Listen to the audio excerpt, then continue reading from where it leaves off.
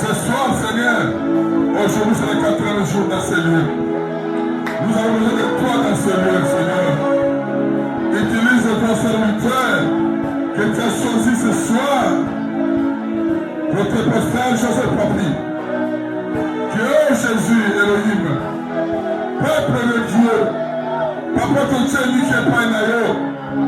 Pourquoi ensemble, au mandat qui met la biche au mandat lundi, Seigneur, le salut jeudi, papa ton dit Toyoka, papa ton dit Sala, Moni Samandeko, Komina Nute et Yahweh, Moni Samandeko, Yena Nute, Manoban Selama Mandako, et te tamo Sirigo Koka, tamo Koki pour Toyoka ensemble. Père notre Dieu, Yahweh te tiki pour la boko na Yahweh. Yahweh, ceux qui ont sali Tenani, Yono Poni au sali na yo, Seigneur. Joseph Papi,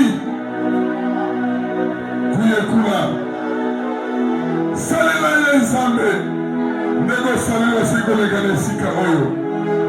Totiaka moteme pai na yo Nzambe.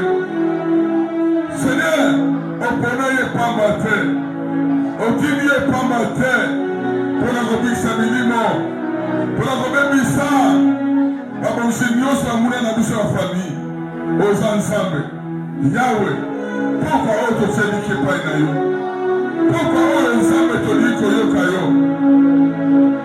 Salé l'ensemble. Salé mon na yo papa. Salé l'ensemble. Te dit que vive présence na yo ici. Na kombo na Yesu. Est-ce que la longue bazali wa? Obego bituma ya babota bazalia wa to betena le roi de Roma ko poza nzambe na biso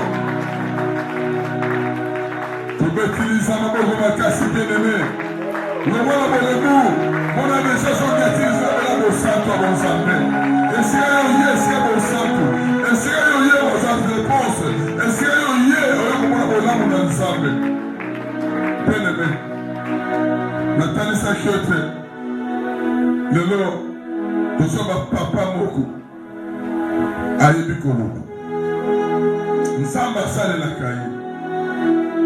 Je crois bien c'est toute première fois pour anyata babele église ya lumière nayebi te yoke malamu pekisa moninga pembeni aderange yo po lobi ko eza liboso na yo korate yango te. Sans prétendre, ton bel c'est pas que je je vois papa. Wana Salikoya, Beta Maboko pour la lokumu na nzambe. Beta Maboko makasi pour la lokumu na nzambe. Papa tu es bien la kombo na Yesu. Nazane sengo yambayo, penkle nazane sengo yokayo. Ena ebi kenzambe watindiyo, atende mission. Yakobi sa pepe oyo. Tekanzama sa. Merci. Wow. Est-ce qu'on peut acclamer Jésus? J'ai aimé les déclarations du Père. C'est vraiment notre Père. Fermons nos yeux. Seigneur, nous laissons ce temps en descendement. Parlez-nous et bénis ton peuple. Reproche celui dont tu veux reprocher. Guéris celui dont tu as voulu guérir. Délivre celui dont tu as préparé pour délivrer. Au nom de Jésus. Amen. Est-ce qu'on peut acclamer Jésus? Je vous demande de rester pendant quelques minutes debout. Nous avons un seul passage de la Bible. 1 Roi chapitre 21. Nous commençons verset 21 jusqu'au 29e verset. Si l'interprète peut me laisser lire pour profiter avec le temps.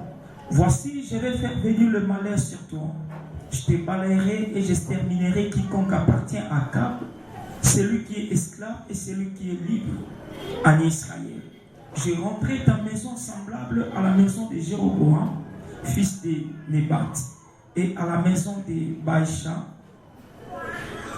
fils d'Achija, parce que tu m'as irrité et que tu as fait pécher Israël. L'Éternel parlait aussi sur Jézabel.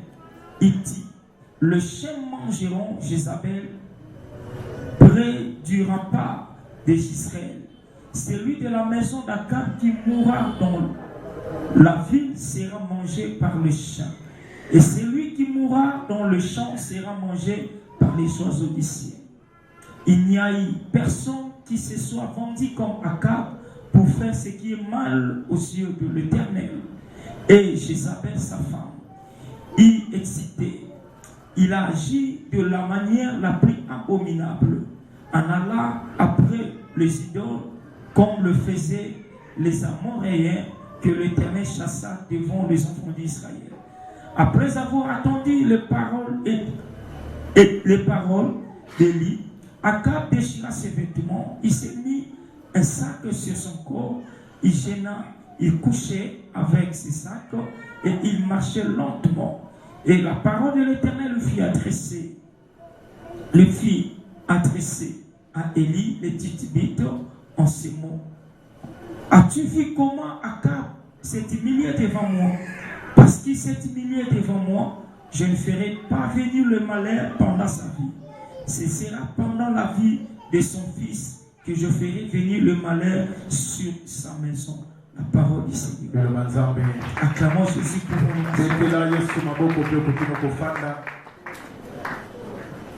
Je te remercie au Seigneur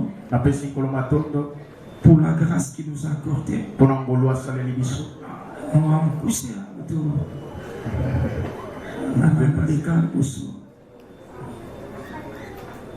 Oui, ça va. Est-ce qu'on peut acclamer Jésus?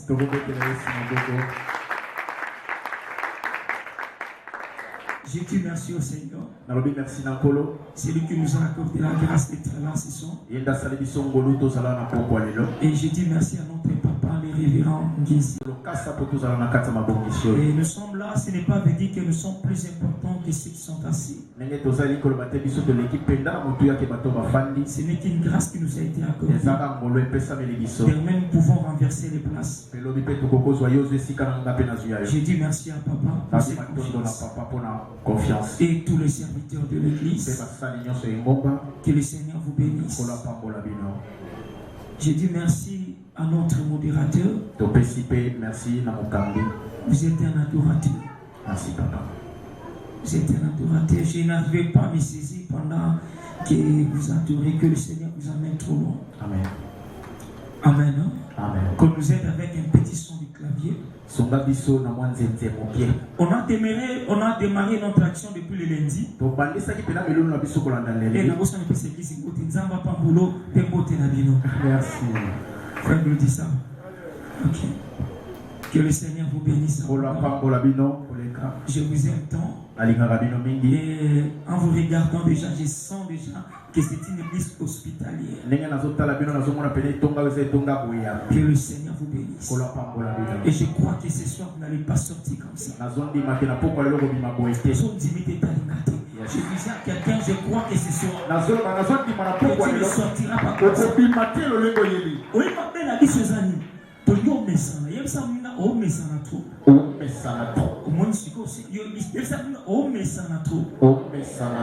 nous sommes habitués de venir avec nos cas au Seigneur et on sait qu'on va rentrer avec ça. Donc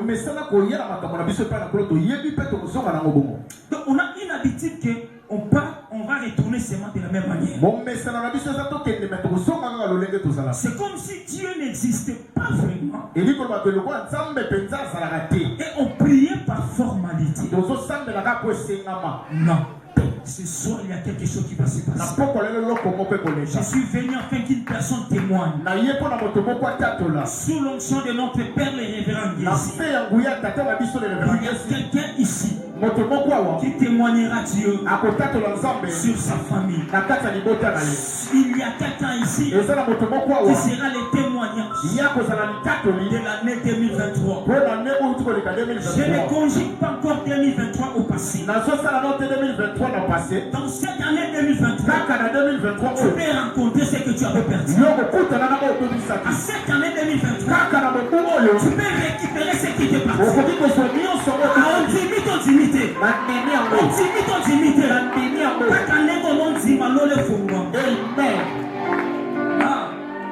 Je suis convaincu dans mon cœur. Et ce n'est pas encore fini. Ce n'est pas encore fini. Quand on a précédé à sauter, on a sauté déjà 2024. Il y a 2 ans en 2023. 2023 n'est pas fini. Il y a des choses que Dieu vous a promises. Les choses qui ne se sont pas encore réalisées. La foi est capable de changer l'impossible. Le jour qui reste, peut se transformer en un témoignage de votre vie. Je crois ce soir, le Seigneur est venu pour une seule personne. C'est toi et ta famille. En son cas ici, ta famille témoignera Dieu. Amen. Nous sommes en train de parler sur un thème très important. Je salue les gens qui sont passés avant nous. Je connais tous le pasteur Raoul, c'est d'abord, nous sommes parentés. Je prêche chez lui et vient chez moi. Le docteur Jonathan Wanga et le pasteur Cathy, je prêche régulièrement. Papa Jonathan, papa Cathy. Ah, Washko, nous avons fait un peu de kota. Toye. Nous avons fait ce qui est Alléluia. Amen. Les familles. On est en train de prier pour nos familles. Notre thème c'est détruire les mauvais systèmes établis dans nos familles. Je sais que les orateurs ont parlé, mais je voudrais un peu mettre quelques mots sur le système établi dans les familles. Les familles qu'on a établi le système, c'est une famille qu'on a vendue. C'est-à-dire la famille qui résiste sous un système. Ce sont des familles où on a défini les styles de vie. Les styles de vie de leur mariage. Déjà, on a préparé comment sera leur travail. Comment sera leur maternité. Comment sera leur finance. Tout a été établi dans le monde de sorcellerie. C'est-à-dire même les enfants qui naissent, ils trouvent déjà un système déjà imposé. C'est-à-dire une famille où on a imposé le système, c'est une famille qu'on a confisqué les droits, le pouvoir de la décision. La personne qui n'a plus la décision, c'était l'esclave. Donc les familles qui sont sous le système, ce sont des familles emprisonnières. Ce sont des familles qui sont en prison. Celui qui est en prison dépend de la personne qui l'a emprisonné. Cette personne peut l'imposer des choses. Il peut l'imposer des lois. Il peut imposer les styles de mariage. Maintenant dans ce thème, on peut maintenant nous dire, avant que nous naissons, dans nos familles, il y a des gens qui sont passés avant nous. Soit il y a des gens qui ont connu nos familles. Ils ont imposé un certain nombre de choses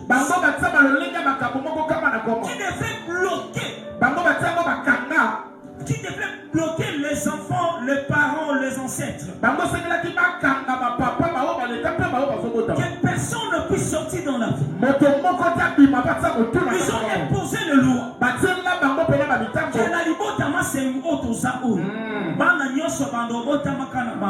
Mais moi, dans mon côté, ils ont un système de tuer la famille. Ils ont un fiancé. Ça, non, il va prendre la négation qui n'a pas mais bah, tiens, nos systèmes, il y a retour. À toi, qui est au salini, C'est-à-dire qu'il y a un système déjà programmé. Et l'idée de ça, la mienne, mon aussi bâtir. Vous naissez dans une famille Au second, on a libota. où la décision a été déjà prise Vous n'avez pas besoin de ma cambonnion sur ma par carte. d'autres personnes. Et pas ici, pas tout le monde. On a déjà défini comment sera votre travail. Bango ba bongi ça dans le lengene moto kosalela. Et dans cette famille, La kata liboto. les gens travailleront, Bato ba kosala na bango. mais ne toucheront pas l'argent. Bango ba uswana mbongo te. Ils ne vont pas utiliser les salaires. Ba kosalela pena ko sa mbongo na bango suka sanza Les te. gens vont mettre au monde. Bato ba kobota. Ils ne vont pas bénéficier de leurs enfants. Bango pena ba ko humela te pona bana na bango. Ce sont des choses qu'on a imposées dans nos familles. Eza makambo ba tsela ba bota na biso. Une famille où il y a les systèmes établis, Libota ko sala ba miango ba tela biso. c'est une famille vendue au diable. Eza liboto ba teka na sabolo. On a vendu le pouvoir de la famille au diable. Ba teka bokasi na bango na sabolo. On a vendu la joie de la famille au diable. Ba teke sengo na bango na sabolo. La famille ne peut jamais se réjouir. Liboto koki ko sepela te. Ils sont là seulement en train de demeurer sur les courtes joies. Bazana bango wana kaka pona senga mo moke. Aujourd'hui, s'il se réjouit, Le losoki ba sepeli. il doit pleurer des mains. Lobe sengi balela. La joie ne dure pas. Bango pena esengo humela ba te. La joie vient encore ramener d'autres problèmes. Esengo na bango yaka kobakisa so makambo Parce mosusu. qu'au départ, il y avait un système qu'on avait établi. Wantele bandele batiaki miango moko. Donc, il ne manque pas si ma soutien dans là, tout le monde est là. Alléluia. Amen. Maintenant, on doit encore se poser des questions. Esenge totuna mituna. Qui ont établi ces systèmes? Banani oyo batiaki bamiango wana. Ce sont nos ancêtres, Eza bato baleka. nos parents Bapapa. et nous-mêmes. Mpe biso moko. Dès que vous êtes là, Lolenge ozawa. même si vous n'êtes pas encore marié, Ata kono nobali te. ou bien vous êtes encore enfant, Yo zala no mwana. mais vous constituez déjà une famille. Yesu osali oyo babeki libota. Sachez les actes que vous pouvez poser dans la vie Yeba mama makambo ko kosala na bombo. peut vous amener les malédictions qui peuvent être consommables dans la famille. Yango koko melendo bilakele mado oyo libota mo mpeko kobika. Demain, quand tu seras dans ta famille, Lobita ko kosala libota na tu yo. subis les conséquences des actes que tu avais posés quand tu étais seul. Nyonso mbika babizali ya makambo oyo osalaka ntango elekaka. Est-ce que nous sommes sur la langue? Amen. Est-ce que nous sommes sur la langue? Amen. L'Oban Zambe Lobé Langai. Zambe lobela ngai. Comme ce sont nos ancêtres, nos parents et nous-mêmes qui peuvent amener le système dans la famille, Lokola eza bakoko na biso bapapa mpe biso moko tokoko mema bamiango na mabota. maintenant on doit encore poser une autre question. Esengeli mpe tomituna motuna mosusu. Comment ces systèmes entrent dans nos familles? Lolenge nini bamiango yango ekotaka na mabota na biso. C'est au travers des portes d'entrée. Yango ekotaka na nzela ya bekuke. Alléluia. Amen. Alléluia. Amen. Les portes d'entrée ont permis à nos ancêtres d'introduire leur Dieu dans nos familles. Baekuke fongo bepesaka ke batata na biso bakotisa bamiango na mabota. Le diable ne peut jamais posséder ta famille Satan akoki pena te kozwa libota na yo. s'il n'a pas trouvé une porte d'entrée. Soki akutanaki te na esika ebongo ekuke. Est-ce que nous pouvons lancer dans le lobby? Amen. Dans le lobby, Satan n'a pas osalité. Akoki kokota na libota na yo te soki atrouve porte d'entrée te. Est-ce que vous m'avez compris? Amen. Le diable ne peut jamais entrer dans ta famille Satan akoki kokota te na libota na yo. s'il ne trouve pas une porte d'entrée. Soki amoni moto moko te akokokota ye. Donc, avant que le diable entre dans nos familles et nous impose le système, Yango ete Satan akota pa te na biso me makambo. il cherche d'abord les portes d'entrée. Ye esengelaka nana luka kokotela lolenge nini. On doit encore se poser certaines questions. Esengeli soki tuna mituna moko. Quelles sont ces portes d'entrée? Baporte yango eza banini. Les alliances, Eza oyo babengaka baalliance. la sorcellerie, Bondoki. Kokwazondoki, Naya Liandoki, Aksana Alliance na Boutou, Akaba Génération. C'est une porte d'entrée. Yes. Banyongo, les dettes. Vous avez contacté une dette Ozwaki niongo moko. qui vous a aidé Yango esungaka à yo. la maternité de votre épouse. Fobota. Mais pour rembourser, Pozongisa cet mbongo. argent n'est plus rentré. Yango pesa lisusu te. Le propriétaire d'argent a prononcé les mauvaises paroles. Moto ya mbongo aloba maloba mabe. C'est mon argent. Oyo eza mbongo na ngai. Cet homme et sa famille. Moto oyo na libota na Comme ye. il a fait manger à ses enfants mon argent, Lokola lesaki bana ndenge mbongo na nga. il ne fera jamais les bons délits. Ya komona esengo te. C'est à partir d'une porte d'entrée. Ebandelaki na nzela ekuke moko akofongola. Est-ce que vous comprenez? Amen. Je parle ici des portes d'entrée. Nazoloba ya ntina baekuke bafongola. Une autre porte d'entrée, Baekuke mosusu akokotela. le nom Bakombo. que vous portez. Oyo biso tomemi. Peut-être vous appelez Kouyekula comme moi. Ntango mosusu babengaka yo neti kombo na ngai. On t'a donné Kouyekula parce qu'on m'a dit en train de prêcher. Bapesaka okuyekula mpo bazomona ozoteya. Le nom Kombo. garde des significations. Yango mpe esalaka na basignification. Pourquoi on donne un nom à l'enfant? Mpona nini bapesaka kombo na mwana. Ce qui maman a aboti moi appelle c'est comprendre ici. Signification simple. Et quand le bâtiment, maman, ça n'a pas ça, moi, comme on a dit. Yes. Est-ce qu'on avait compris? Amen. Maintenant, les noms que nous portons, Désir et souhait. Il y a mon père, ça n'a pas ça. Si on te donne les noms d'une personne qui a été maudite, si la personne là est morte, il y aura ce qu'on appelle la continuité du combat. On va chercher le nom et le propriétaire ne sera plus là, mais on va continuer le combat par celui qui porte le combat. Le nom, c'est aussi une porte d'entrée. Une autre signification du nom, c'est l'essence propre du nom. Exemple, tu t'appelles Nyongo. Le diable peut entrer par ton nom pour maltraiter la femme. Une autre porte d'entrée, c'est les déclarations personnelles. Et on a battu sa famille na bango, aloba, na chérie, na lobiaya, ba ki makangu, amoi mobali wana tala manefo belé, mobali pa moi mwasi tala suki belé. Alobi na yaya ayone mama ba na ngai. Na sala yoso satinga na sala sengote na vie. Yes. Mais après quelques temps, ils se sont séparés. Ils n'ont pas retiré les paroles. Parce qu'ils ont ouvert les portes d'entrée. Et en ouvrant ces portes, le diable entre, et il impose les systèmes. Maintenant, il y a une autre question qu'il faut encore se poser. C'est quoi maintenant ces systèmes? Ces systèmes peut être la façon de vos mariages. Quels sont les mariages qu'on a établis dans votre famille? Ça peut être aussi les déshonneurs. Quels sont les déshonneurs qu'on a établis dans la famille? Ça peut être aussi le blocage, chômage, les difficultés financières, les difficultés sanitaires.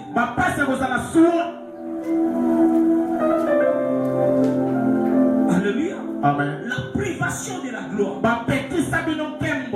Tu ne peux pas te réjouir aux choses que tu as travaillées. Même tes enfants, tu ne peux pas te réjouir d'eux. C'est ce qu'ils ont imposé. Est-ce que quelqu'un m'a compris un peu? C'était ça l'explication de notre écran. Les mauvais systèmes qui sont imposés. Qu'est-ce qu'on a imposé dans ta vie? Quel est ce mauvais système qu'on a imposé? J'annonce à quelqu'un c'est ça. Christ est mort et ressuscité. Pour toi. C'était pour toi. Ce soir, ce système sera tombé. Même si tu es habitué de ce système, aujourd'hui ce système va te laisser. Je croyais parler à quelqu'un. Ce système de la famille attirée. Maintenant tu sortiras. Ce système va le rester ici. Tu vas sortir avec la délivrance. Christ est mort pour ta délivrance. Et tu seras délivré. Mon sous-thème ce soir, le thème est vaste. Au monde là qui a ma question, si on a ma question, ça montre que le thème est vaste. Je vais me situer quelque part pour que vous puissiez comprendre ce que je suis venu parler ce soir. Ce soir, je parle le combat de la maison de mon père. Est-ce que tu peux m'aider? Dis à celui qui est à tes côtés. Aide-moi encore. Le combat de la maison de mon père. Le combat de la maison de mon père. L'histoire que nous ferons de lui. Si vous commencez au début, il s'agit de Naboth qui avait sa ville. Et cette ville était l'héritage laissé par ses parents. Et comme Akab était roi, il a envié la ville de Naboth.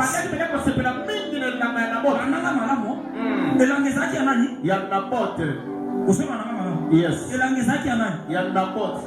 Le roi envié mokonzi abandaki kosepela jusqu'à venir solliciter à Naboth, donne-moi ta vie. ti aye kotutana na ye po aloba na epesanga mpenza elanga na yo.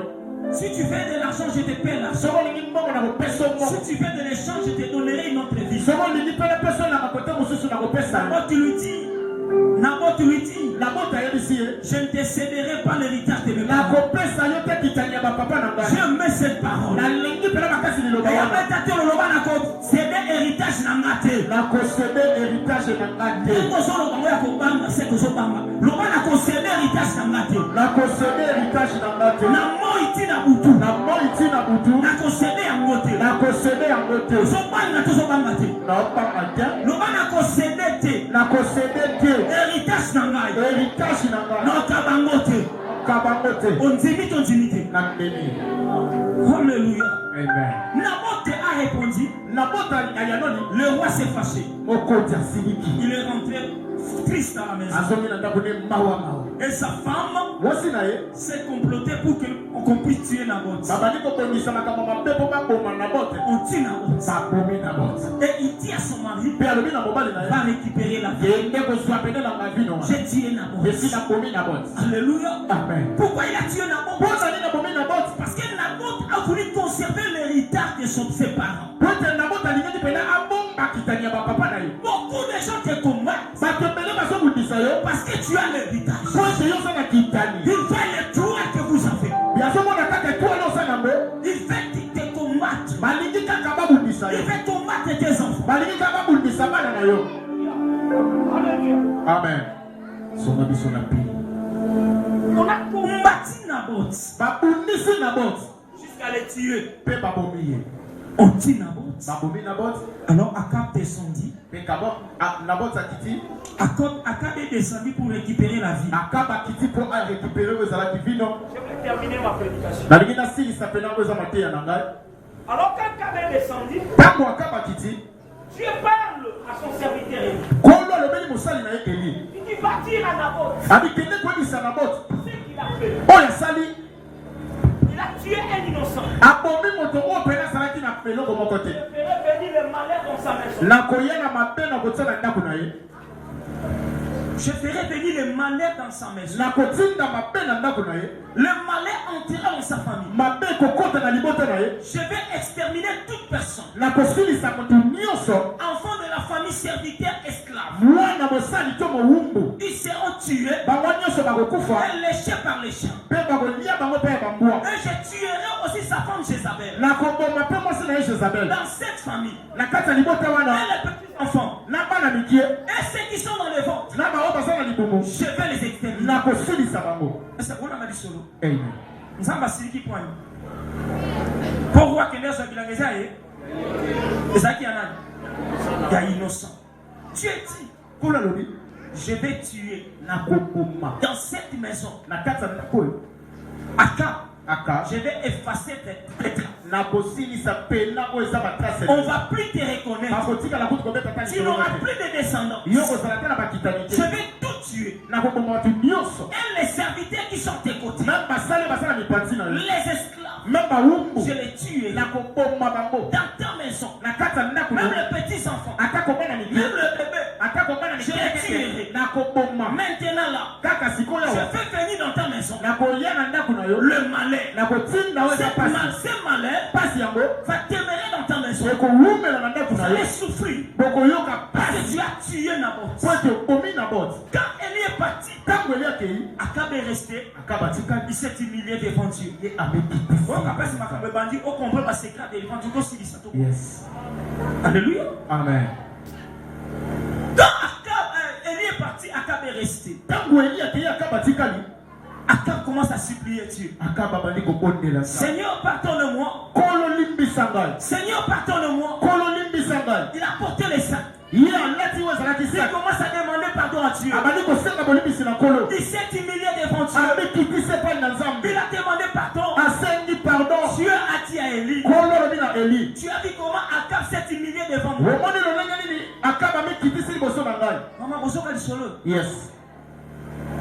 Dieu dit, va dire à Akab zonga kende koyebisa Akab que Ce que j'ai promis comme malheur, Comme malédiction, Oh, cela ne viendra pas pendant son temps. Comme lui a demandé, je l'échappe. Mais quand il va décéder, ce que j'ai promis comme malheur va commencer maintenant à s'accomplir chez ses enfants. Il y a l'âme qui pêche, c'est celle qui mourra. Amen. Amen. Akab est épargné. Pendant qu'il vivait, le malheur n'était pas venu. Dieu l'a épargné du malheur. Il l'a enlevé de ses malheurs.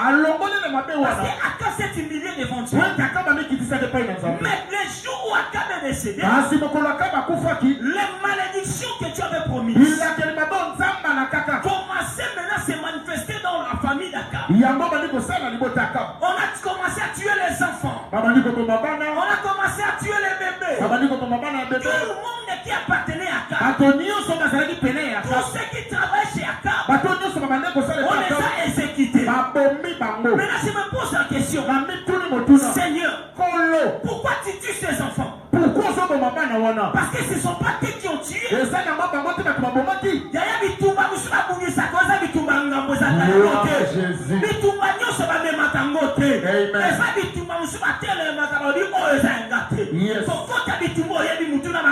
Gloire à Jésus.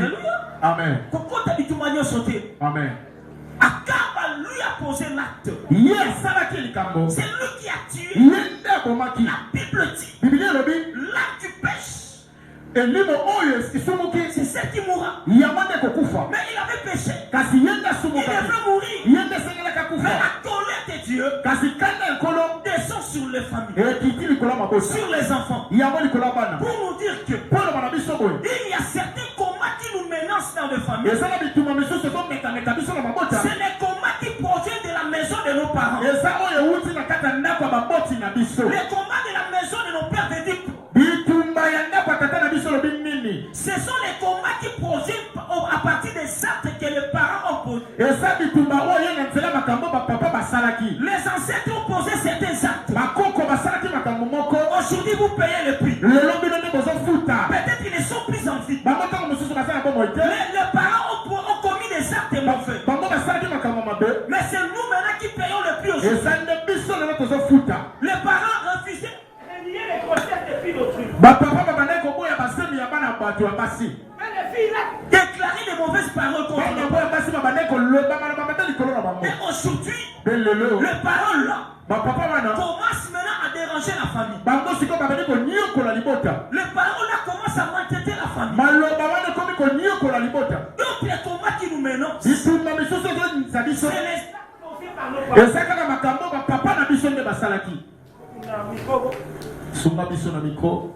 c'est les actes posés par nos parents. Nos parents posaient certains actes. Des ancêtres, ils ont posé des actes. Mais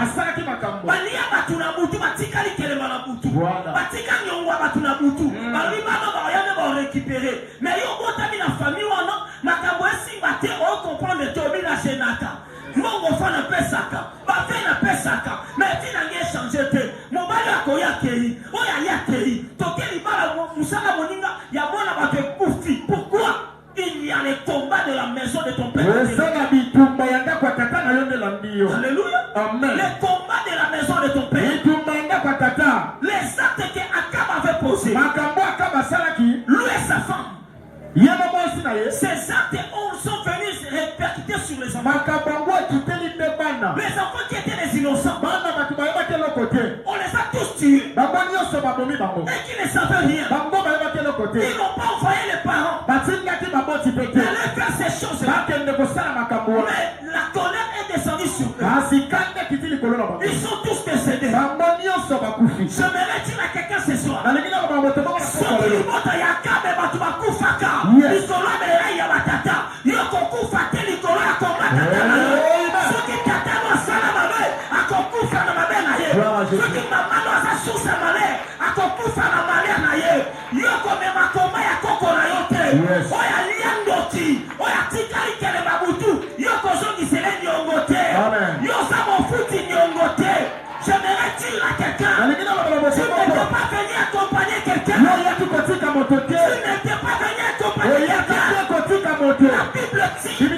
l'âme qui pêche, c'est celle qui mourra. J'annonce à quelqu'un ce soir, tu n'es pas Akab. Ceux qui Akab bakufa, Yayo bakufa. Ceux qui commettent tata, Bamsu, Yayo okangamate, balinga te, yosa na génération bachabo panti. Balomatu ko bénéficier na bana yote, okolela bango mbongo te, okolatela bango liputa te, yo banu bakokoma likolo te, bakopayaje te, bakosala misala te, potatala bango akabasala babe. Je suis béni dire à quelqu'un, le Dieu que tu sais, le Dieu que tu sais, passer les sangs la croix de Golgotha, c'était pour toi, c'était pour toi, le sang était versé, le sang était versé, oya boma mutoza kabo soki koko alia batu ofanyane bandoki etalinga te na kati ya fanya bandoki apama bima na kati ya fanya bandoki yoko bima na kati ya fanya bima to bima te yoza na katika kala nyongwa maloba matoko loka okofima toko bima te nazala bakanga 4 points yotali yote amen likamuneza teke batanga likamuneza ozana alliance na motoyo akabatela mais sikanjeleza sengo swe sengo nzimola na nyongwa mapa kola na nyongwa lilobate yes la nyongwa mapa kola na nyongwa lilobate bravo Jésus oniko yo momi mutungana na dae na ndiye alléluia amen est-ce qu'on peut acclamer les sengo je sens comment le Seigneur veut commencer à te délivrer. Je sens comment le Seigneur veut te faire. Yaya bakaki basala kezaki alikuta. Papa simela claver na sisa na. Yes. Alléluia. Amen. Ah, yaya maman est normal. Yenda tena armée. Akota bakele mabutu. Atandio na kanyi mabala. Osali alliance obenga kina. Otuna kina. Tango zoni abatotuni na. Si on confie au tigre de son yoko, je lève ma main. Toi et tes enfants, vous ne payerez pas les dettes de la vie. Vous ne payerez pas les dettes de la vie. Si les enfants d'Akab étaient tués, je lève ma main. Toi, prophétise. Toi, tu n'enterreras pas les enfants. Toi, tu n'enterreras pas les enfants.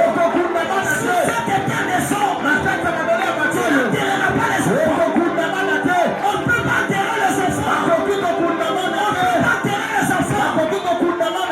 Akab a décidé que toi tu dois enterrer. Je suis venu te dire, toi tu es dans la génération. Les gens que tu as mis à côté, toi ne te toucheras pas. Tu ne te bougeras pas. Ils ont fermé les mariages. Ils ont fermé la santé. Ils ont fermé les finances. Ils seront surpris. Toi tu vas te marier. Toi tu vas te marier. Toi tu vas te marier. Toi tu vas travailler. Toi tu vas chanter. Toi tu vas voyager.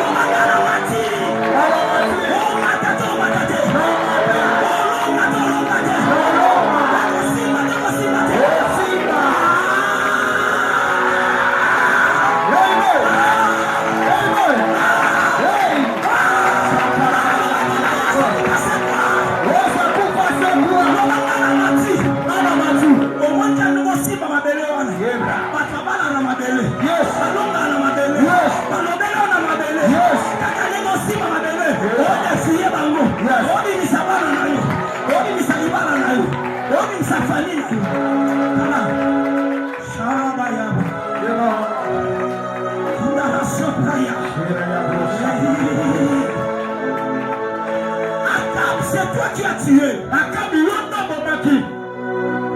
C'est Akab qui a tué. Assieds-toi. Peut-être le ban a même ma charge là-bas. Le ban y a beaucoup de ngati. Maman yaya, na yebi rete ma via ba combat spirituel. Le ban y a beaucoup de foot à montrer. Basali ma belle maman kubale. Ba kali on me kamandoto. Noto nyoso les gens là. On se loue quand même moi et bon on a caté. Nzoka ba kanga mona butu. Parce que non quoi loba. Koko loba, kaka loba, mutuma kanta telemisa. Système non se imposa. Nicolas famille na yo, le loko kuya. Le loko kuya. Limota no bakote kangote. Soki bateka mabala bala mama leti. Ya bala mama kulut. Ya yo bakote kangote. No de kale kola mutumoko. Na famille no bala kate. No no bali sate. Yo no so banango. Esa mabocho de sabana. Esa de so sabana.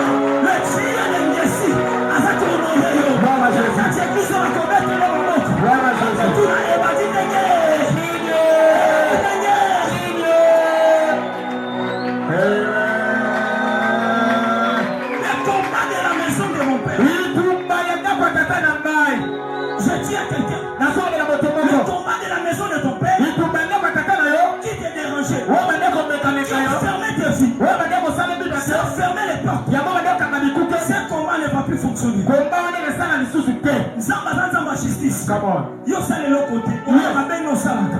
Mais on va s'en aller ça. On va bien nos salaka yaya. Yes. Toi va tu va bien. Yes.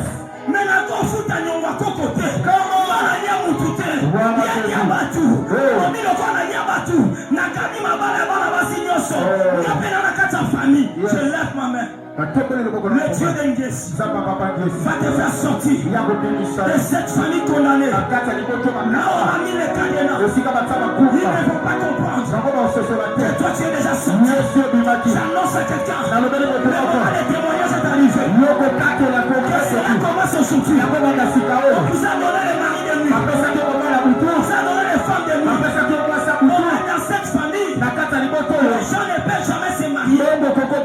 Tu ne peux jamais bénéficier de tes enfants. C'est une malédiction. Le Dieu qui est mort à la croix. Il a enlevé tous ces maladies.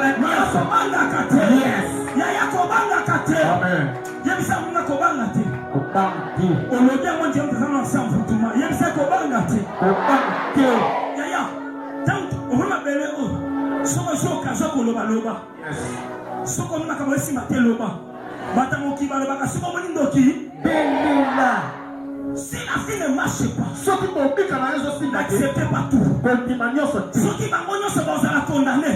La carte sa famille va condamner. Et ça la bateau va rescaper. Alors, bateau va tirer un pembe. Bakani va tout voir ce maison à rôder kaboussou. Bakani va tout se mettre babou. Anadou solaka. Bakani Brigitte va chanter Anadou. Anadou solaka. Bakani papi me mardoché Anadou. Anadou solaka. Analuka. Analuka. Analuka. Analuka. Anamoraka. Tu es le libérateur de ta famille. Yes.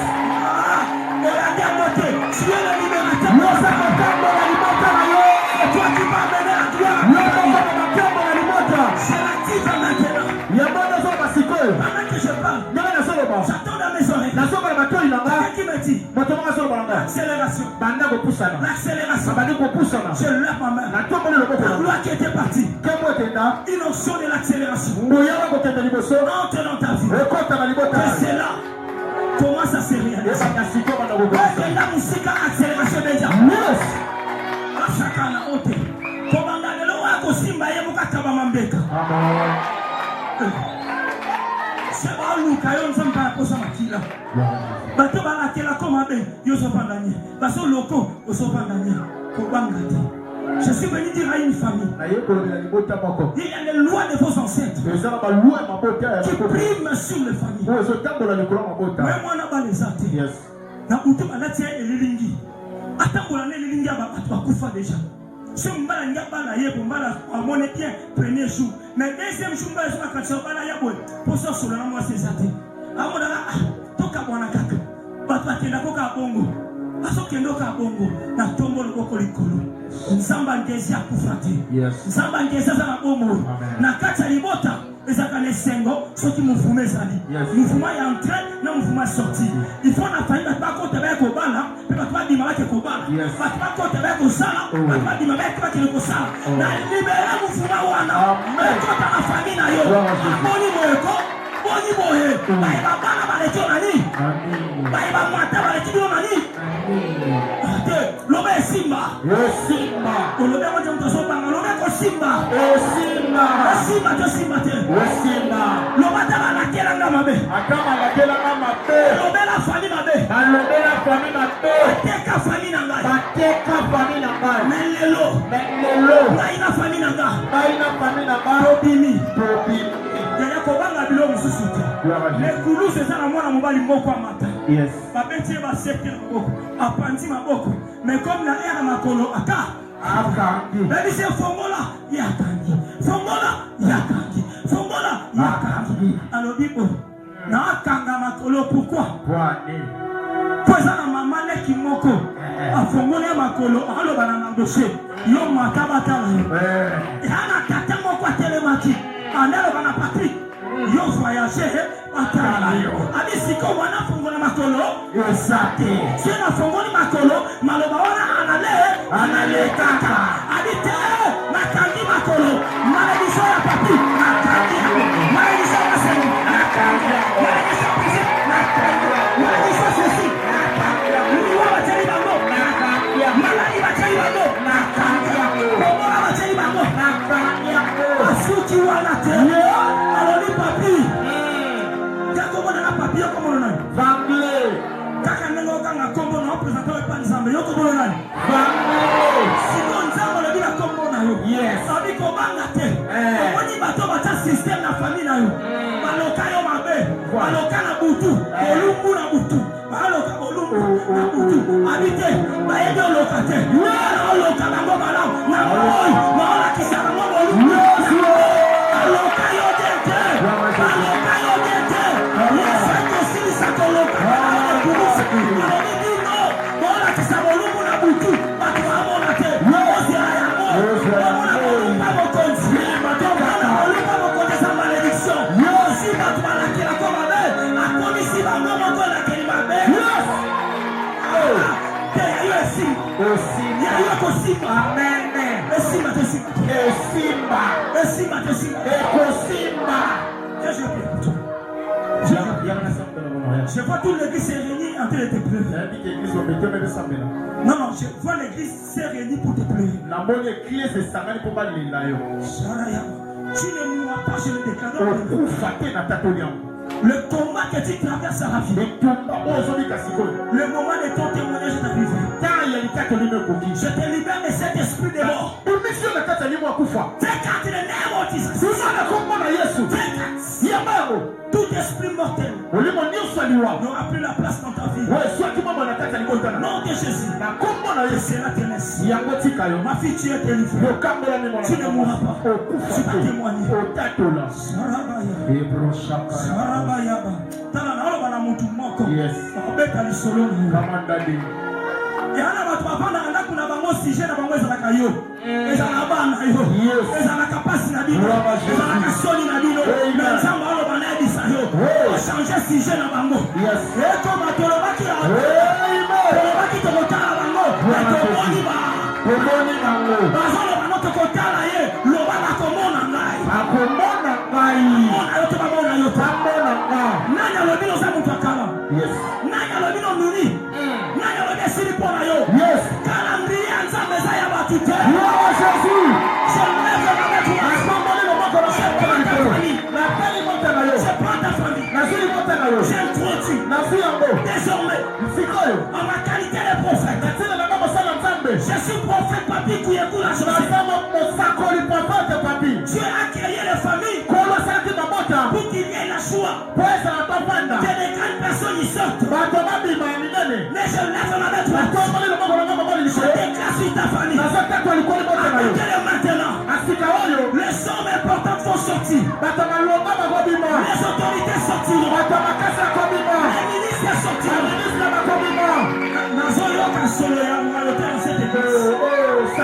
fond. Je vois l'église en train de se réjouir. Je vois quelqu'un comme roi.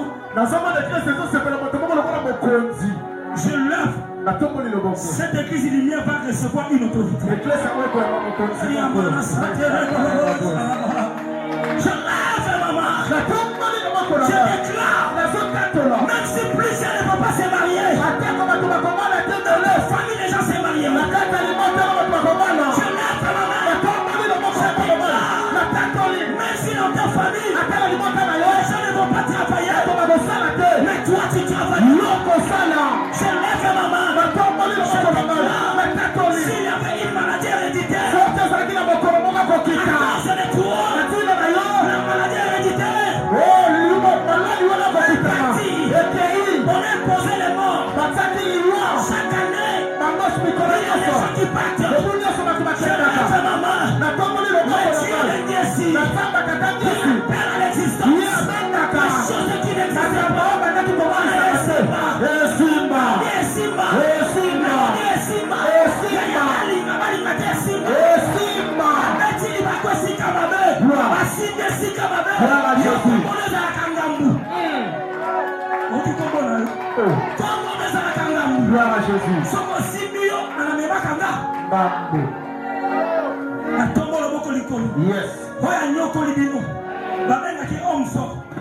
Mouton domine la famille sur le plan spirituel.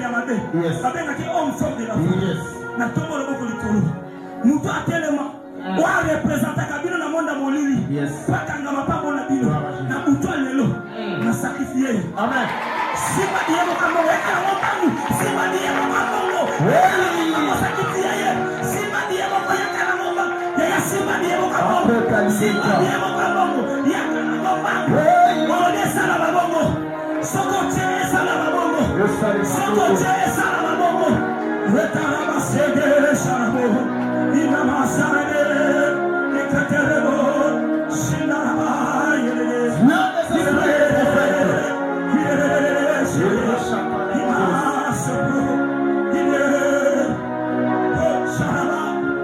Le Dieu des esprits des prophètes est ici. Le Dieu des esprits des prophètes est ici.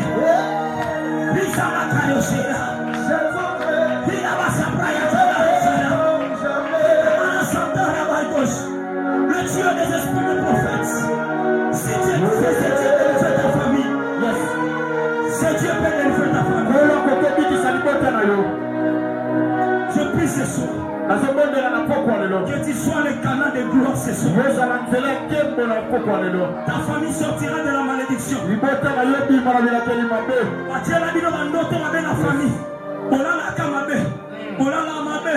Comment victime à Marie, femme de nuit.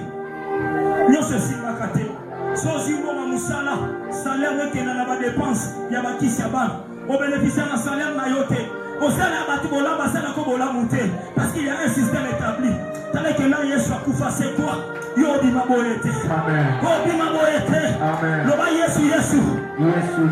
Na beleo. Batu babalaka. Na famille na ngai. Na bale koti. Mama soko solo bango mabeta liyo. Mama mabale koti. Ya pasi pia ni ba. Na déclarer ezala no honora yote mozana bang. Je lève ma main. Que cette onction te localise pas ton nom. Et son dinyango. Amen. Loba na mabelo. Bango basaka. Loba na butu. Loba na mamai. Poma bele o. Eto sangate. Loba na nga. Avana bonga. Nake pikola mutola koko. Babosani. Nana boma mutu. Akufa. Atika na mabelete. Donc c'est bon lancer la ngai. C'est la zone lancer la défi. Loba c'est la zone lancer la défi. Non tumbo la Yesu. Alanda bango. Lobe kenda Yesu akufa se. Eza light okata kumalika la. Light bonga totala. Light bonga totala. Yesu ko zebi sabango ekenda Yesu akufa se. Loba ngana bonga. Loba kenda Yesu akufa se.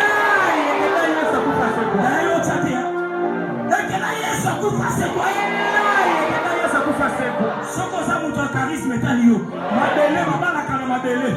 Asobaka mabele. Mutuka matabo na mabele. Musala na mabele. Voyage na mabele. Maboka na mabele. Onga na mabele. Lekela Yesu kupase. Lomana lomata. Omata toba matate. Lomata. Lomekela Yesu kupase. Famina ye bibi. Famina ye bibi te limite. Limite limite. Lomekela Yesu kupase. Famina nga Yesu longa. Boko longa to boko longa te. Boko bala to boko bala te. Boko sala to boko sala te. Boko mata to boko mata te. Balinga balinga te. Mutatambo la kamali pabo na posha zake.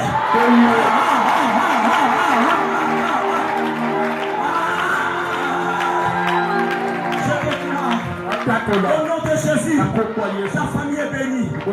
Système imposant.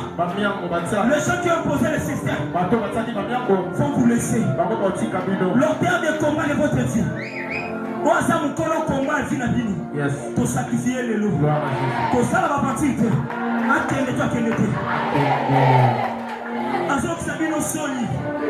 Yaya, il n'y a pas une grande malédiction que celle de dépendre des autres. Beaucoup de gens n'ont pas passé la banne. Autant la banne marielle, banne abimate. Banne kitoko, banne baobalate. Vakene makambo simbate. Au comment on moque la banne bangote, il y avait un système. Mais le système a recouru. Na fongoli porte wala. Désormais dans cette porte, les députés vont entrer. La carte a coupé la député Bakota. Le ministre va entrer. La ministre Bakota. Le pasteur va entrer. Le pasteur Bakota. Est-ce qu'on dit continuité? Les femmes d'affaires vont entrer. Nicolas Zoya. La monde de l'Insamakota Kosona Awa ya place à Nituka.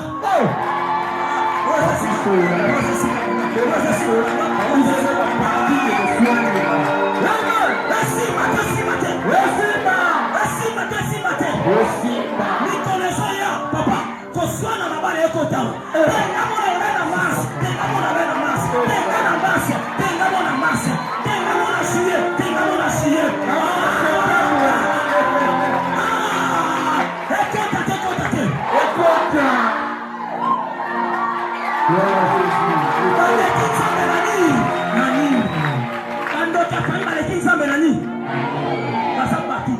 Satana kilata songa suki na ote. Onyo sa simba fina yo asika moto. Onyo sa tele melaka yo. Achama kamera caché. Samba boma yo kola sacrifice de Jésus.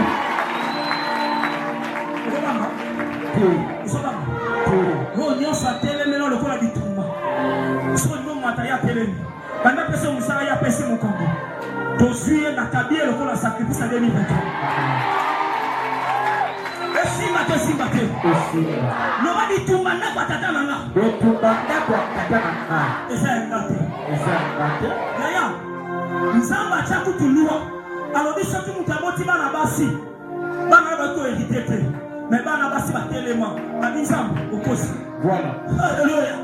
D'ailleurs, comme la malheur dit Mela Melate, c'est ma cabato, si ma toko le batega, oh, combat famille a dissoté. On va combat la mango, dans la combat ou en entier. On va voir la tête à l'imamo, dissoté au bas. On va voir la tête à l'immoté, dissoté au sol. Et si ma tête, si ma tête, yo matato, matate, non mata, yo koti kabatu, yo koti kabatu, yo zanyongo, aboniko. Loba ene simba. Yage simba. Kala nukuta velobe kena Yesu akufase. Yesu akufase toi. On va papier simba. Nous voulons prier le Seigneur.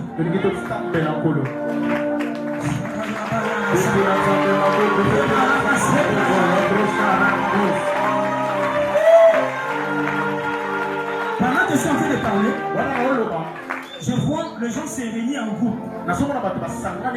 Mais plusieurs groupes, il y a le filet qui les a Mais pendant que nous faisons les déclarations, je vois certains filets troués et les gens ils sortent. Quelque part pour ça, le mouvement est la vie. Mais le mouvement est pendant la vie. Continuons à la malobaté, mais ça. Ce qui peut avoir une foi en place.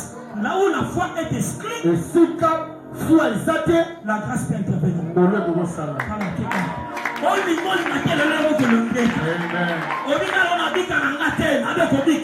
La grâce est là. Si la grâce, la foi bouge, la grâce prend place. Quand la grâce prend place, ça ne regarde pas. Même en dignité, ça te touche. Balinga, balinga te. Le lot va soyo kayo solo. Alors va ton signe si kamabe. La mon dignité. Ne font pas prier.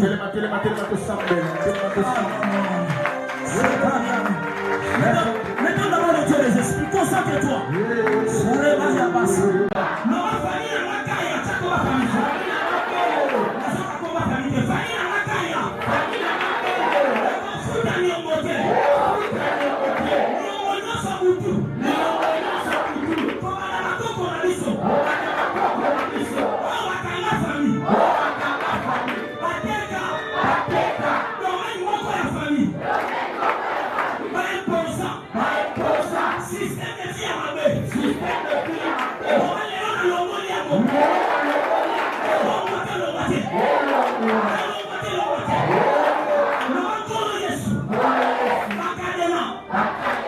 Soyez concentrés. Il y a une puissance qui va commencer à toucher. Je vois le Seigneur libérer les gens. Je vois le Seigneur libérer les gens. Il y a une forte tension qui va te toucher. Et ça sera ta délivrance. Ne regarde pas celui qui est à tes côtés. Les esprits qui vont sortir ce soir vont partir avec les amis. Soulève tes mains, soulève tes mains. Nous allons Yesu. Ngaye unaye. Pale ankolo Yesu. Ngaye unaye. Molimo na yo. Hema no kango la ngaye. Hema no kango la ngaye. Hema no kango la ngaye. Hema no kango la ngaye. Hema no kango la ngaye. Wale batama na nzoto la ngaye. Makole na ima ya male. Pima. Wale batama na ndaku na biso. Makole na ima ya male. Pima. Nation dans le bien de la pima. Pour ça l'opération pima. Vous comprenez? Ça va concentrer. Soit dans le bien de la pima. Maman il va tirer qui va d'acoup. Pima. Et qui va te libérer. Pima. C'est il va tirer qui va famille. Pima. Esprit à Marie nous fait de la famille. Pima. Maman il va tirer qui va famille. Pima.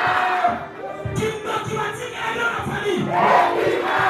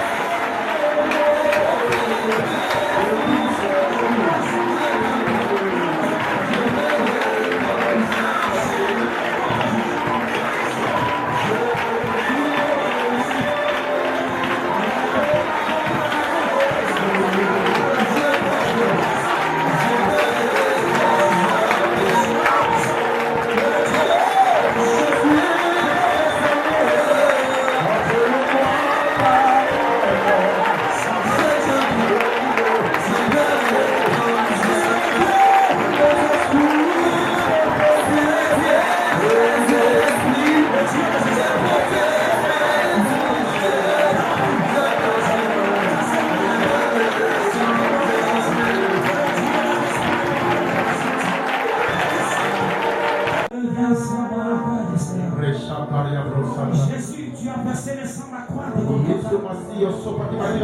Golgotha. C'est toi qui as appelé ton serviteur Jésus. Et c'est toi qui m'as appelé. Tu as voulu que ce soit nous puissions être afin qu'une personne soit délivrée. Le boko va tomber, va tirer dans le sol. Ça va concentrer. Ferme les yeux. C'est Paris, c'est Paris, c'est Paris, c'est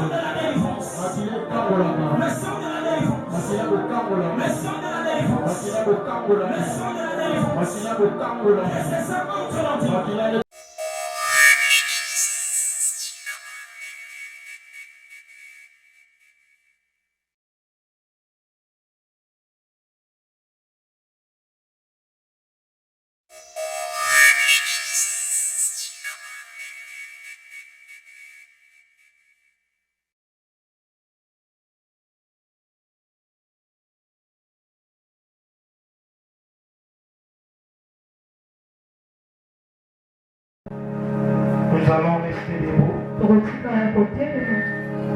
Acte 16, le verset 25. Acte 16, verset 25. Vers le milieu de la nuit, Paul et Silas priaient et chantaient le louange de Dieu. Les prisonniers les attendaient. Tout à coup, il se fit un grand tremblement de terre, en sorte que le fondement de la prison fut ébranlé. Au même instant, toutes les portes s'ouvrirent et le lien de tous les prisonniers fut rompu. Le geôlier se réveilla. Et lorsqu'il vit les portes de la prison ouvertes, il tira son épée et allait se tuer, pensant que le prisonnier s'était enfui. Mais Paul cria d'une voix forte: ne te fais point du mal. Nous sommes tous ici. La parole du Seigneur. Acclamons Jésus. Suivez-moi très bien. On a 5 ou 6 minutes parce qu'on va entrer dans une étape très importante.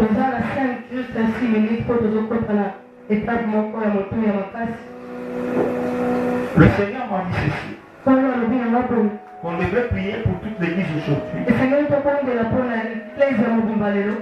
Les gens qui étaient le vendredi,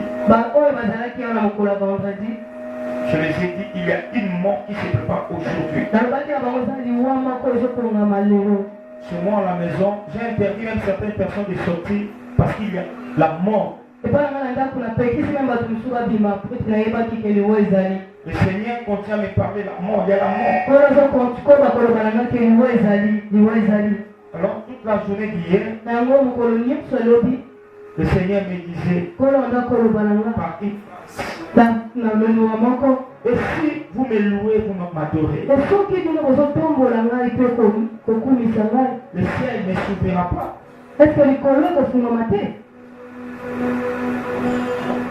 vous m'avez compris? Et j'ai compris que nous sommes dans les mois où nous parlons sur les actions de grâce. De la reconnaissance à Dieu. Et parmi notre reconnaissance, Nous devons à Dieu une louange. Pendant quelques minutes, je voudrais préparer l'église. Il y a une chose qui va se passer ce matin. Le Seigneur me l'a affirmé. Il y a quelque chose qui va s'ouvrir. Le ciel s'ouvrira. Un cas trouvera une solution. J'ai dit un cas va trouver une solution. Le protocole, s'il vous plaît. Nous sommes pendant un mois d'adoration. Évitez de faire des mouvements. Déplacer vers le champ et non sans se déplacer. Nous voulons parler la louange et l'adoration qui ouvrent le ciel. La louange et l'adoration qui ouvrent le ciel. D'abord, entre la louange et l'adoration, c'est deux choses différentes. Quand on fait de l'action, c'est le cœur de la personne qui montre à Dieu ce qu'il est. Dans le cœur de la personne, le temps de la reconnaissance à Dieu. Le cœur de l'homme donne de la reconnaissance à Dieu. Quand on parle de l'adoration, on voit un cœur en place pour Dieu. Un cœur sensible, capable d'appeler Dieu. Pendant l'adoration, c'est l'homme qui appelle Dieu. Non, l'homme qui appelle Dieu. Quand tu adores Dieu, tu l'appelles dans ton cœur. Voilà, à chaque fois nous nous réunissons ici. On ne peut pas faire une adoration si votre cœur n'est pas en place. Ça sera le chanson comme toute autre chanson. Ça fait comprendre. Il y a des gens qui viennent à l'église, ils sont chantés. Toute personne. Mais ils ne savent pas comment. Parce qu'ils adorent Dieu. Mais leur cœur n'est pas en place. Ce qui manifeste que leur cœur n'est pas en place, c'est le niveau de la concentration de leur esprit. Un adorateur est celui qui expose son cœur à Dieu. Il permet à Dieu de visiter son cœur. Un adorateur est celui qui s'est donné à manger.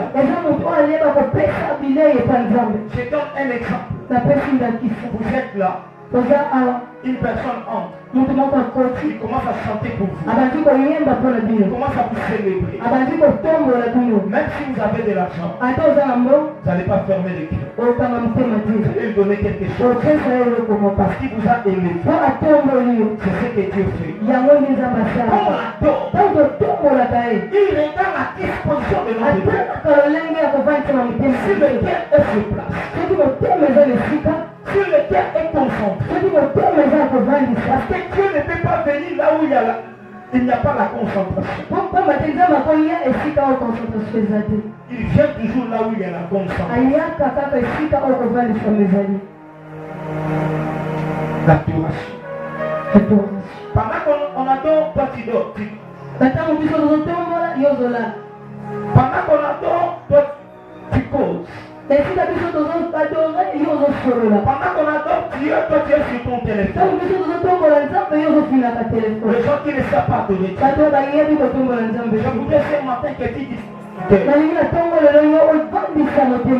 dispose ton cœur pour Dieu. Mettez ton cœur en place. Et quand tu vas adorer, tu viens de rencontrer ton cœur. La louange, c'est quoi? C'est l'expression des sentiments, de la joie, esengo. C'est une façon d'exprimer la joie envers notre Dieu. Eza olenge kolakisa esengo na biso epa Nzambe. C'est une façon de montrer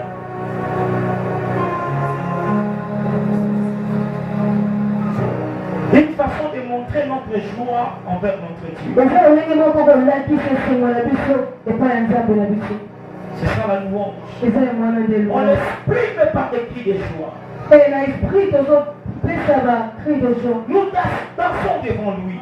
Tozobina liboso na ye. Pendant la louange, Na kati ya louange c'est l'homme maintenant qui monte vers eza lui. mutu nde azomata likolo ya liboso ya Nzambe. Mais pendant l'adoration, Mais na kati ya adoration c'est Dieu qui est séduit par les paroles de eza l'homme. mutu Nzambe nde aza séduit na maloba ya mutu.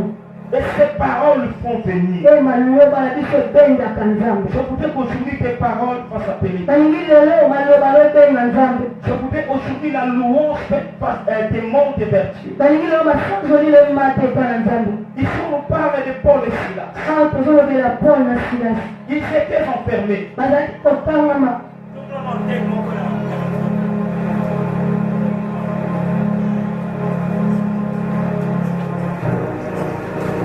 Paul et Silas étaient. Ils adoraient. Komandala koadore. Ils adoraient. Komandala koadore. Ils chantaient, ils priaient. Komandala koyemba mpe kobondela. Le ciel s'est ouvert. E likolo efungwama. Le ciel s'est ouvert. Likolo efungwamaki. Les chaînes sont brisées. Mpe basinga epanaki. Et non seulement les chaînes, E nokisema basinga na bango. mais les chaînes de toute personne E basinga bato nyonso se sont brisées. epanaki. Et les portes sont ouvertes. Mpe baporte efungwamaki. Alors les gardes-corps E akengeli s'étonnant. akamwe. Il dit, qui a fait ça? Abi esali boye. Les prisonniers se sont évadés. Bakangami bakimikaka. Paul l'appela. Paul abengi ye. Il dit, nous sommes ici. Alobi toza awa. L'adoration nous a ouvert les portes. Alobi adoration efungoli biso na porte. Ce matin, l'adoration peut ouvrir la porte. Na ntongo lelo adoration kofunga lelo bikutu. Pourquoi tu ne reçois pas pendant l'adoration? Mpona nini ozwaka te na adoration? Tu ne sais pas donner à Dieu la vraie nourriture de ton cœur. Oyeba kopesa Nzambe te bilei ya malamu ya motema na yo. La concentration de 2 minutes peut te donner la chose impossible. Kofandisama ya 2 minutes ekopesa eloko oyo ozoluka. Si tu disposes ton cœur pendant 1 minute à la présence de Dieu, Soki odispose motema na yoka 1 minute na présence ya Nzambe. le miracle peut être réalisé. Bikamwa ekoki komonisama. Si tu manifestes ta volonté, la joie, Soki ozolakisa volonté mpe esengo na yo en dansant pour Dieu, na kopinaka mpo na Nzambe. nakuna baocha louange batusu bavanda na bango. Nzambe akende wapi? Akela biso wapi? Yo nzambe akende wapi? Obineleta akende wapi? Alléluia. Amen. Oh. Ate louange ina yo wenda nje bandini. Yo nzambe akenda yo wapi? Soko boyo binela ye. Soko boyo adoré. Na nzambe na biso, na yaza posa mninga. On a besoin de Dieu. Ozali na posa ya Nzambe. Pendant la louange, Na kati ya louange Dieu peut faire des choses que tu montes vers lui. Nzambe akosala to mata epa na ye. Pendant l'adoration, Na kati ya adoration tu peux faire des choses que Dieu vienne vers toi. okosala ete Nzambe aya esika na Et yo. quand il viendra vers toi, Koya na yo et il va créer le miracle. mpo ya kosala bikamwa. Nous voulons adorer Dieu. Tolingi toadore Nzambe. Pourquoi on va adorer Dieu? Mpo nini toya koadore Nzambe? Les nouveaux instruments qu'on a achetés ces derniers temps, bamandanda oyo tosombi mikolo oyo nous voulons adorer Dieu avec ça. tolingi kotombola Nzambe na yo longo. Notre cœur en place. motema na biso na esika Et nous allons exprimer la joie à Dieu. mpe tozolakisa esengo na biso na Nzambe. Aujourd'hui, il va faire quelque chose. Lelo akosala eloko moko. L'adoration amène la délivrance. Adoration ememaka kokangwana. L'adoration guérit. Adoration ebikisaka. L'adoration change l'impossible. Adoration epangolaka impossible. L'adoration mène la chose. Adoration ememaka esengo. L'adoration mène la gloire. Adoration ememaka nkemba. L'adoration t'amène le Dieu vivant. Adoration ememaka Nzambe ya bomoi. L'adoration fera loger Dieu dans ton cœur. Adoration kovandisa Nzambe na kati ya motema. L'adoration te donnera ce que tu as perdu. Adoration kozongisa oyo obungisa. Dieu ne supporte pas l'adoration. Nzambe akokaka adoration te. Devant toute l'adoration, adoration nyonso liboso na il Nzambe. y a un cœur assis. oyo motema evandisa Nzambe asedaka. Devant toute bonne adoration, liboso ya adoration nyonso Dieu malamu ne supporte pas. Nzambe asupportaka te. Le couvercle du ciel. Le couvercle du ciel. C'est par l'adoration. Si tu adores, tu enlèves le couvercle. Tu ouvres la porte du ciel. Tu appelles Dieu de descendre. Je voudrais que Dieu descende. Dispose ton cœur. Aux gens où ton même outil spirituel, on va adorer une femme de Dieu. Parce que pour adorer une femme de Dieu, on a choqué dans nos bureaux, c'est ça. Rien dit, c'est ça. Tu as des problèmes, on est adorer Dieu. Ce matin, tu peux l'appeler vers toi. Sans demander quelque chose. Paul et Silas étaient emprisonnés. Mais ils ont continué seulement à prier. Ils ont continué à chanter. Ils adoraient Dieu. Dieu n'a pas supporté l'adoration. Il a envoyé le feu. Le feu a brisé les choses. Le feu a ouvert les portes. À cause de ton adoration. Le ciel va s'ouvrir. Et Dieu va siéger avec toi. La louange qui va se faire aujourd'hui. Tu monteras vers Dieu. David est dansant. Pendant qu'il était roi, sa femme s'est moquée de lui. Dieu a frappé la femme de David. Pourquoi tu te manques de mon serviteur? S'il faut danser, danse pour Dieu. S'il faut l'adorer, adore Dieu. Nous voulons appeler Dieu vers nous. Paul et Silas étaient confrontés devant les difficultés. Mais ils ont appelé Dieu par l'adoration. Devant Jéricho, les enfants d'Israël ont adoré Dieu. La louange et l'adoration a fait couler nos mirailles. A fait couler les mirailles. Ce matin, les mirailles peuvent tomber. Ce matin, c'est impossible de changer. Arrange ton cœur. Parce que ton cœur, c'est une assiette où tu manges. Si l'assiette est sale, l'invité ne mangera pas. Arrange ton cœur. Dieu veut manger dans ton cœur. Il mange de l'adoration et de la louange. Tu peux aujourd'hui rien dire, mais par l'adoration, tu bouges le ciel et que ta vie change. J'invite les chants. Je ne sais pas comment tu adores Dieu. Peut-être tu es mal éduqué et tu prends Dieu comme toute autre personne. Les chants qui ne savent pas se concentrer ne montent pas ici.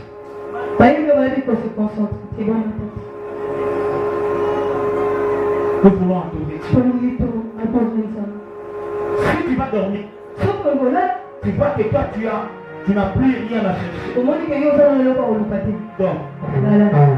si tu vas te concentrer, déconcentre-toi. Mais nous allons nous concentrer. Dieu ne vient pas là où il y a la déconcentration. Oublie d'abord que tu as des problèmes. Oublie cette maladie. Commence à voir ton cœur qui veut les évangiles. Oublie que tu as des difficultés financières. Oublie que tu as un problème. Commence à voir ton cœur. Commence à voir ton cœur. Commence à voir ton cœur. Commence à voir ton cœur. Nous voulons adorer Dieu. C'est ça notre prière. Les enfants d'Israël ont adoré et ont fait la louange. Le mur de Jéricho est tombé.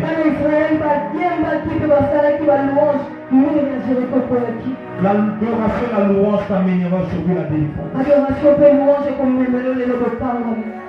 Si tu adores bien, tu peux enlever les couvercles du ciel.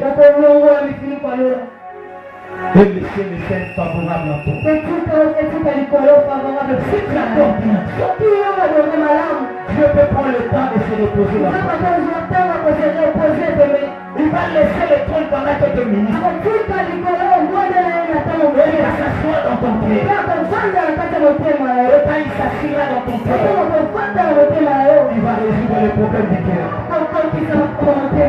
Dans ton cœur à Dieu, par l'adoration, il donnera ton cœur ce que tu désires. Parce que ton esprit est préparé. Ton cœur est préparé. Enlever la distraction, tu peux te lever. Si tu es malade, tu as des problèmes, tu as des difficultés, si tu as des difficultés, la adoration est là.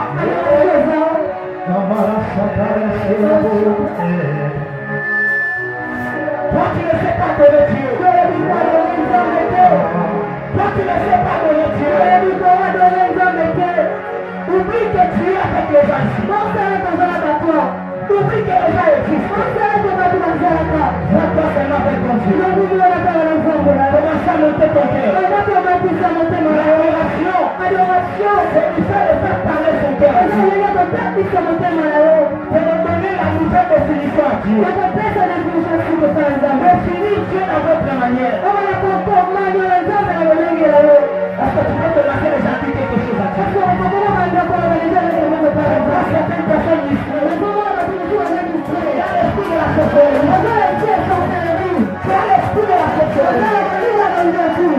Concentre-toi à Dieu.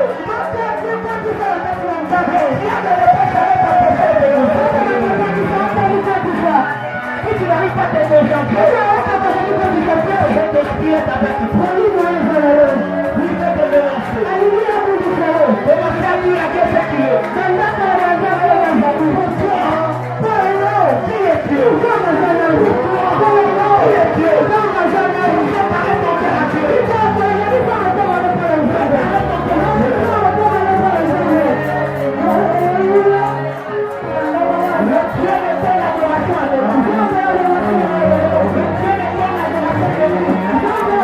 Dieu